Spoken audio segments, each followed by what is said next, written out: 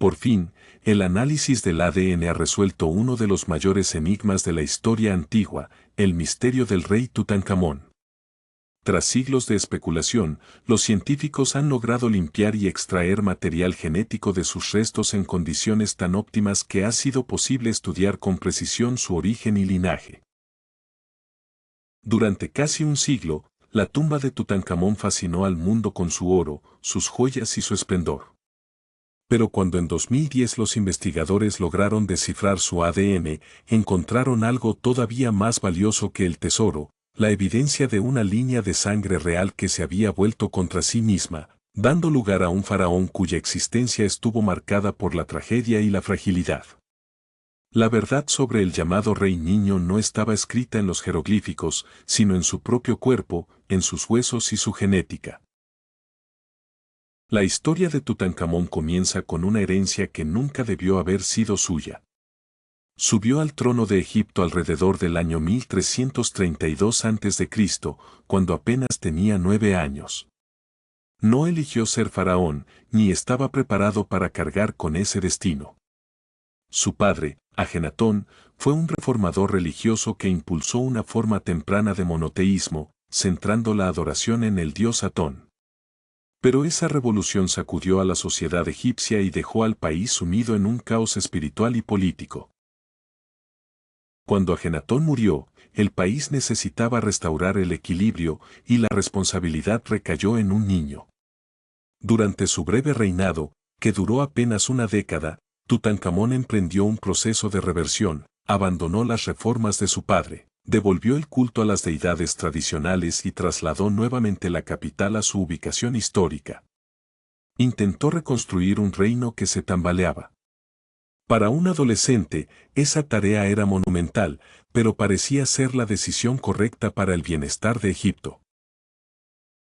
Sin embargo, Tutankamón no llegó a cumplir los 19 años. Murió de forma repentina, dejando el trono sin heredero y una dinastía al borde del colapso. Durante siglos, los historiadores se han preguntado qué ocurrió realmente, ¿fue un asesinato, un accidente o una enfermedad? La momia ofrecía pocas respuestas y sin las herramientas modernas, el misterio se mantuvo intacto. El final prematuro del faraón, su corto reinado y el intento casi total de borrar su nombre del recuerdo colectivo apuntaban a que algo más profundo se ocultaba detrás de su muerte. Cuando la ciencia finalmente pudo examinarlo con detalle, lo que se descubrió no solo reveló cómo murió, sino también cómo vivió y por qué su destino pudo estar sellado desde su nacimiento. El hallazgo cambió la percepción del Rey Niño y abrió nuevas puertas para comprender su historia. El descubrimiento de la tumba en 1922, a cargo de Howard Carter, se convirtió en un momento legendario. Tras años de exploración en el Valle de los Reyes, Carter encontró unas escaleras que conducían a una puerta sellada. Al mirar a través de una pequeña abertura, contempló un brillo deslumbrante en la oscuridad, era la cámara funeraria intacta. Lo que se halló dentro no era solo un entierro, sino un tesoro histórico que hasta entonces parecía perdido para siempre. La tumba de Tutankamón es, sin duda, una de las cámaras funerarias más conocidas y mejor conservadas del antiguo Egipto. Aunque estaba repleta de más de 5.000 objetos, el misterio real no estaba en los tesoros, sino en el estado del propio faraón. Cuando Howard Carter y su equipo comenzaron a retirar los vendajes de la momia, se encontraron con algo inquietante: el cuerpo no estaba en condiciones normales. Se hallaba parcialmente hinchado, un fenómeno que los expertos atribuyeron a reacciones químicas provocadas por los materiales utilizados en el proceso de embalsamamiento. Además, el pecho del rey parecía haber desaparecido y algunas partes del esqueleto se veían frágiles o dañadas. Carter tomó nota de estas anomalías, pero en su época no existían las herramientas necesarias para ir más allá. Las primeras inspecciones ofrecieron pistas inquietantes. Se encontró un fragmento óseo dentro del cráneo de Tutankamón, lo que alimentó durante décadas la idea de que el joven rey había sido víctima de un asesinato. Algunos investigadores sugirieron que pudo recibir un golpe mortal en la cabeza. Otros, al observar la ausencia del esternón y de varias costillas frontales, plantearon la posibilidad de un accidente, como una caída desde un carro o un golpe violento. Pero sin técnicas de imagen avanzadas, todas esas teorías quedaron en el terreno de la especulación durante más de 80 años. Mientras tanto, la momia permaneció en su tumba, mientras los historiadores seguían debatiendo, ¿fue asesinado por consejeros ambiciosos? ¿Murió en batalla? La evidencia física estaba allí, atrapada en los restos del faraón, pero descifrarla requería herramientas que aún no existían. El rey niño tendría que esperar 3000 años hasta que la ciencia lo alcanzara. En 2005 se produjo un avance decisivo. Por primera vez se permitió realizar un escaneo por tomografía computarizada a la momia de Tutankamón. Fue un momento histórico, porque permitió a los investigadores mirar dentro del cuerpo sin dañarlo. Se tomaron más de 1000 imágenes de alta resolución, que se utilizaron para construir un modelo tridimensional detallado del esqueleto. Los resultados sorprendieron a todos. El fragmento óseo suelto dentro del cráneo no era el resultado de un golpe mortal, sino un resto dejado durante el proceso de momificación. Con esto, la teoría del asesinato perdió fuerza. Sin embargo, el escaneo reveló algo aún más significativo, una fractura importante en el fémur izquierdo, justo por encima de la rodilla. La fractura parecía haber ocurrido poco antes de la muerte, tal vez apenas días antes. Esto llevó a los científicos a plantear una nueva hipótesis: quizá Tutankamón falleció debido a complicaciones derivadas de esa lesión. En el antiguo Egipto, incluso una herida aparentemente leve podía infectarse y convertirse en una amenaza mortal. Un fémur roto habría sido una lesión grave para cualquier persona, y mucho más para un adolescente que, según sugieren los estudios, ya podría haber estado en un estado de salud delicado. El escaneo también mostró que el pie izquierdo del rey estaba deformado. Los huesos metatarsianos segundo y tercero estaban aplastados, lo que indica una condición crónica. Esto planteó nuevas preguntas: ¿por qué su pie estaba dañado? ¿La fractura del fémur fue la causa de la muerte o simplemente una lesión casual?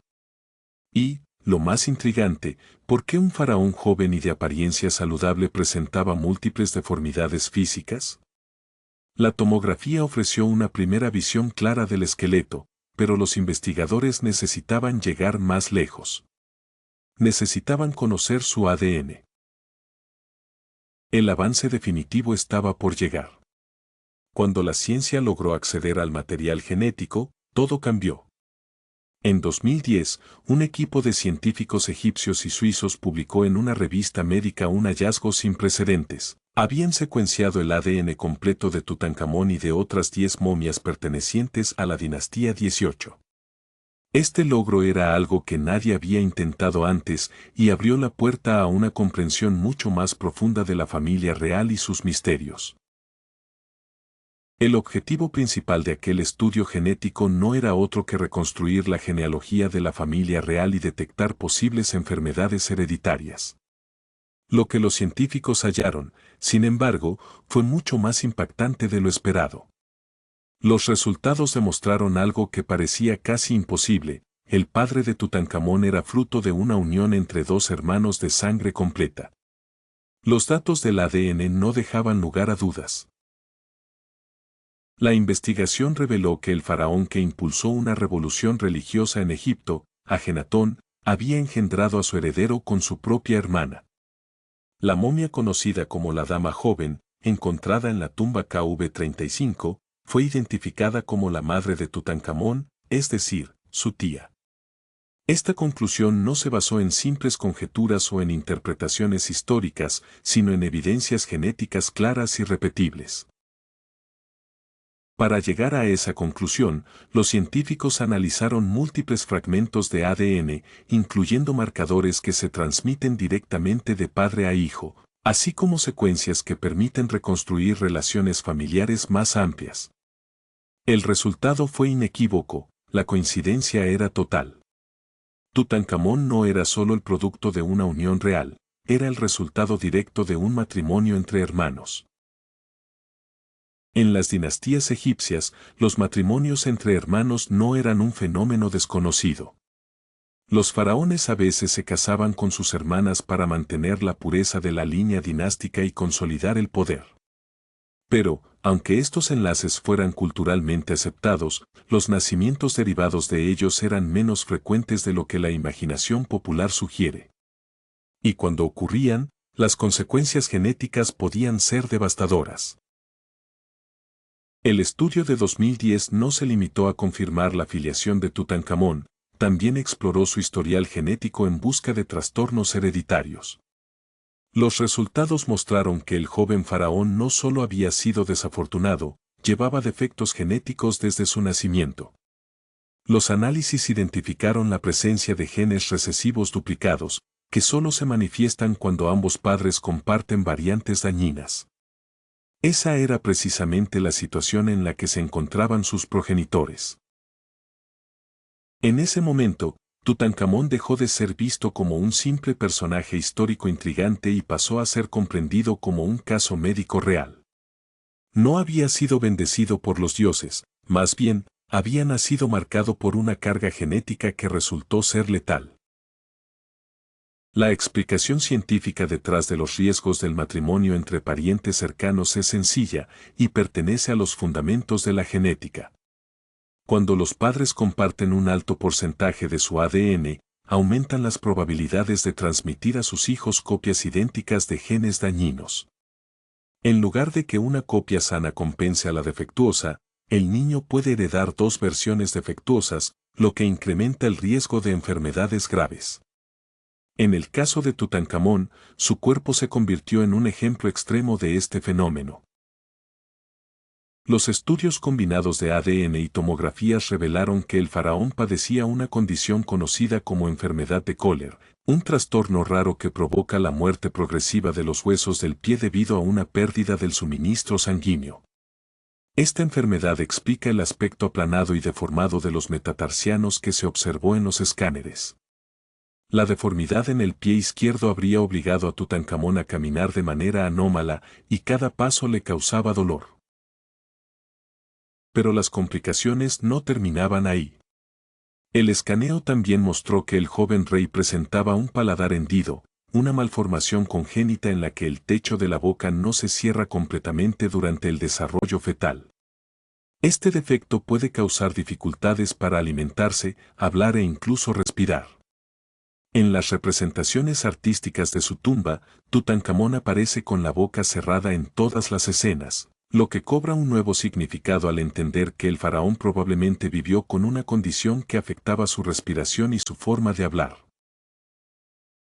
Los artistas del antiguo Egipto solían representar a Tutankamón con una apariencia idealizada, ocultando cuidadosamente cualquier signo de deformidad. Sin embargo, los estudios modernos revelaron que su columna vertebral mostraba una curvatura anormal, una condición que habría afectado su postura y probablemente le causara dolores de espalda persistentes. Esa misma investigación también descubrió que el faraón tenía una pelvis más ancha de lo habitual en un varón, un rasgo que podría estar ligado a los mismos factores genéticos que alteraron el desarrollo de sus huesos, o bien a un desequilibrio hormonal leve. En cualquier caso, estas condiciones son más probables en contextos donde se practican matrimonios entre parientes cercanos. Cuando los familiares comparten un alto porcentaje de ADN, las probabilidades de que genes dañinos se emparejen aumentan drásticamente. En una población sana, ciertos genes defectuosos pueden permanecer ocultos durante generaciones. Pero en el caso de Tutankamón, una sola generación de consanguinidad fue suficiente para que varios de esos defectos se manifestaran a la vez. El joven rey no heredó una sola anomalía, heredó múltiples trastornos genéticos, y su cuerpo tuvo que afrontar varias batallas médicas incluso antes de llegar a la adolescencia. Aún así, los problemas genéticos no eran el único factor en su declive. Los científicos hallaron también un enemigo silencioso que se escondía en sus huesos, la malaria. Al analizar el ADN de Tutankamón en 2010, el equipo de investigación no se limitó a estudiar el material humano, sino que también buscó rastros de patógenos que dejan huellas en los tejidos óseos. Fue entonces cuando detectaron el ADN del parásito Plasmodium falciparum, responsable de la forma más grave de malaria. La presencia de este parásito en múltiples muestras óseas no solo indica una infección puntual, sino que apunta a un cuadro crónico. Tutankamón sufrió episodios repetidos de malaria a lo largo de su vida. Y en aquella época, sin tratamientos eficaces, esta enfermedad representaba una amenaza constante. La malaria ataca los glóbulos rojos y desencadena ciclos de fiebre alta, escalofríos, anemia y debilidad extrema. En los casos más severos puede llegar a provocar el fallo de órganos. Pero la malaria crónica hace algo aún más devastador: erosiona el sistema inmunitario, dejando al cuerpo indefenso ante otras enfermedades y ralentizando la recuperación de heridas. Para alguien que ya padecía la enfermedad de Koller y varias anomalías esqueléticas, la malaria habría sido un golpe devastador. Cada nueva infección debilitaba aún más sus huesos, ya comprometidos por la falta de riego sanguíneo, y agotaba sus defensas. El organismo, ocupado en combatir al parásito, disponía de menos recursos para enfrentar otros problemas. Este hallazgo también ayudó a resolver una pregunta que había desconcertado a los investigadores durante décadas: ¿por qué murió un adolescente en plena juventud, sin aparentes razones obvias? El conjunto de enfermedades que padecía Tutankamón, sumadas a las infecciones repetidas, explica cómo un joven rey, aparentemente saludable en las representaciones oficiales, pudo sucumbir repentinamente en un momento en que todavía se esperaba que viviera muchos años. En general, las personas no solían fallecer de forma repentina en la antigüedad, pero la historia cambia cuando hablamos de un adolescente que cargaba con múltiples trastornos genéticos y dificultades para moverse. Ese es el caso de Tutankamón. En el antiguo Egipto, el Valle del Nilo era un territorio especialmente propenso a la malaria. Las redes de riego y las técnicas agrícolas crearon ambientes perfectos para la reproducción de los mosquitos, y ni siquiera los faraones, con todo su poder y riqueza, pudieron escapar de las picaduras de estos insectos transmisores. Para Tutankamón, la malaria pudo haber sido la gota que colmó el vaso, el golpe final que su cuerpo debilitado no pudo resistir. La evidencia de sus limitaciones físicas quedó documentada desde hace mucho tiempo. Cuando Howard Carter y su equipo examinaron el contenido de la tumba, hallaron un número sorprendente de bastones, más de un centenar. En realidad, estimaciones recientes sugieren que el total se acercaba a los 150. Este no era un conjunto decorativo, sino un conjunto de herramientas esenciales. Muchas de esas piezas mostraban señales claras de uso, estaban pulidas por el contacto constante, con las puntas desgastadas por soportar peso. Su variedad de tamaños y formas indica que fueron diseñadas para distintas funciones, algunas pensadas para uso en interiores y otras más resistentes para caminar en exteriores. Algunas incluso podían ajustarse, y varias tenían acolchados en los mangos para mayor comodidad. La magnitud y diversidad de estos bastones hablan por sí mismas. Tutankamón no podía caminar con normalidad. Además, su movilidad cambió con el tiempo, lo que se refleja en la necesidad de diferentes tipos de apoyo. Algunas de estas piezas fueron depositadas junto a su sarcófago con la intención de que le sirvieran en la vida después de la muerte, según las creencias de la época. Este panorama contrasta de manera radical con la imagen que se ha difundido en los relieves de su tumba. En el arte del periodo, Tutankamón aparece como un faraón vigoroso, activo y pleno de energía. Se le representa cazando desde su carro, dominando a sus enemigos y de pie frente a las deidades, un símbolo vivo de la fuerza divina.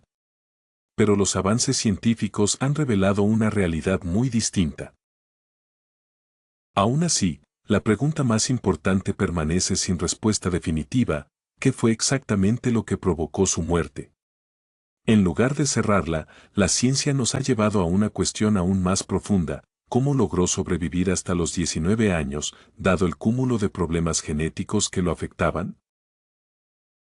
Y ahora, querido espectador, ¿qué opinas tú? Comparte tu punto de vista en los comentarios y si te ha interesado esta historia, no olvides apoyar el canal con un me gusta y suscribirte para no perderte futuros contenidos.